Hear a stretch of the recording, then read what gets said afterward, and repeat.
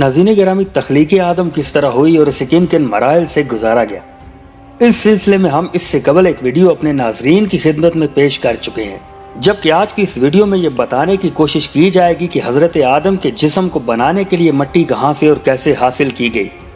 جبکہ اس کے بعد اس کو پانی میں گھول کر کتنا عرصہ رکھا گیا اور اس دوران ابلیس کے اس خاکی جسم کے بارے میں کیا تاثرات تھے۔ ناظرین، میں ہوں محمد علی حسن، جس نے امت کی نسل نو کی علمی تعمیر کے لیے قصص الانبیاء سے ایک سلسلہ شروع کیا ہے تاکہ ہمیں تخلیق آدم کی غیت معلوم ہو سکے۔ لیکن اصل موضوع کی جانب بڑھنے سے قبل ہم حسب دستور درخواست کریں گے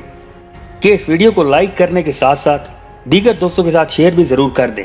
تاکہ یہ سچائی زیادہ سے زیادہ لوگوں تک پہنچ سکے۔ معزز خواتین و حضرات، ایک حدیث مبارکہ کے مطابق اللہ تعالیٰ نے جب حضرت آدم کی تخلیق کا فیصلہ کیا تو جناب جبرائیل علیہ السلام کو حکم دیا کہ زمین پر جاؤ اور وہاں سے مٹی لے کر آؤ، جس پر آپ تعمیل حکم کے لیے زمین پر آئے، اور جب انہوں نے مٹی لینے کا ارادہ کیا تو زمین نے ان سے فریاد کی اور کہا کہ میں تم سے اللہ کی پناہ مانگتی ہوں، میرے ساتھ یہ سلوک مت کرو۔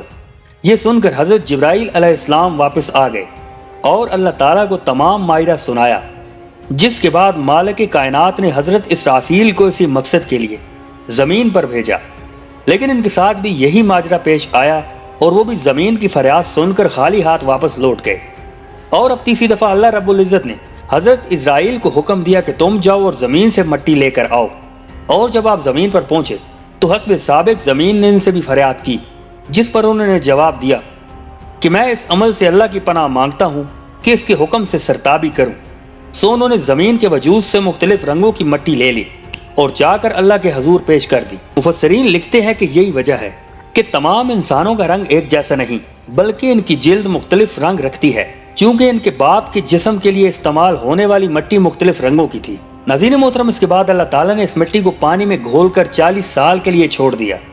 اس وقت بھی ابلیس اللہ کی اس نئی تخلیق سے ناخوش تھا، اور پھر جب ایک کھنکھناتی ٹھیکری کی طرح ہو گئی تو اسے حضرت آدم کے جسم کی شکل دے دی گئی،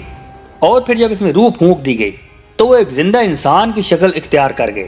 اللہ رب العزت نے آپ کو فرشتوں کی جماعت کی طرف متوجہ کیا اور فرمایا کہ سنو یہ کیا کہتے ہیں۔ اس طرح جب آدم اور فرشتوں کے درمیان سلام کا تبادلہ ہوا تو اللہ نے فرمایا کہ یہ تمہاری نسل کے لیے ایک تحفہ ہے۔ اس کے بعد اللہ نے اپنا ہاتھ آدم کی پشت پر پھیرا،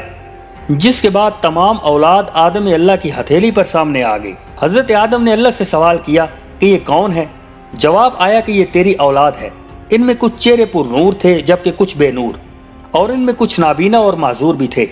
جس پر جناب آدم نے عرض کیا کہ مالک تو نے میری اولاد کے ساتھ یہ امتیاز کیوں برتا ہے؟ جس پر کہا گیا تاکہ یہ میرا شکر ادا کریں۔ حدیث میں مزید آتا ہے کہ ان چہروں میں ایک چہرہ سب سے زیادہ پر نور تھا۔ آپ نے سوال کیا کہ یہ کون ہے؟ اللہ تعالیٰ نے فرمایا کہ یہ تمہارا بیٹا داؤد ہے، جن کی پیشانی پر ان کی عمر 60 سال تک لکھی ہوئی تھی۔ حضرت آدم نے عرض کیا کہ یا اللہ اس کی عمر میں اضافہ فرما دے، جس پر اللہ تعالیٰ نے فرمایا کہ نہیں، جتنی عمر طے کر دی گئی ہے وہی رہے گی۔ اس پر آپ نے عرض کیا کہ میرے مالک اسے میری عمر میں سے 40 سال اور دے دے تاکہ یہ 100 سال پوری ہو سکے،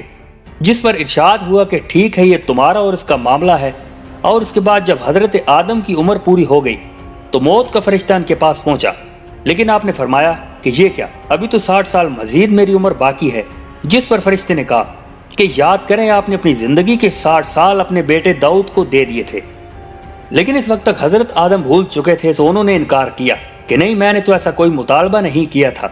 یہی وجہ ہے کہ انسان کو جلدی بھول جانے والوں میں شمار کیا جاتا ہے، اور علماء کے نزدیک اس حکم یعنی جب بھی باہم کوئی معاہدہ کرو تو اسے لکھ لیا کرو، بلکہ اس پر گواہ بھی قائم کیا کرو، کی بنیادی وجہ بھی حضرت آدم کے بھول جانے کا یہ واقعہ تھا۔ احادیث نبوی یہ وضاحت بھی کرتی ہیں کہ چونکہ تمام روحوں کو ایک ہی دن پیدا کیا گیا تھا، سو اللہ تعالیٰ نے ان سب کو جمع کر کے فرمایا کہ کیا میں تمہارا رب نہیں؟ جس پر سب نے کہا کہ کالو بلا، بے شک تو ہی ہمارا رب ہے۔ جس کے بعد اللہ تعالیٰ نے زمین و آسمان کو بھی اس بات پر گواہ بنا لیا۔ ناظرین، محدود وقت کی وجہ سے آج کی اس نشست کا اختتام انہی سطور پر کریں گے، جبکہ اس سے اگلے واقعات کو آمدہ ویڈیوز کی زینت بنایا جائے گا۔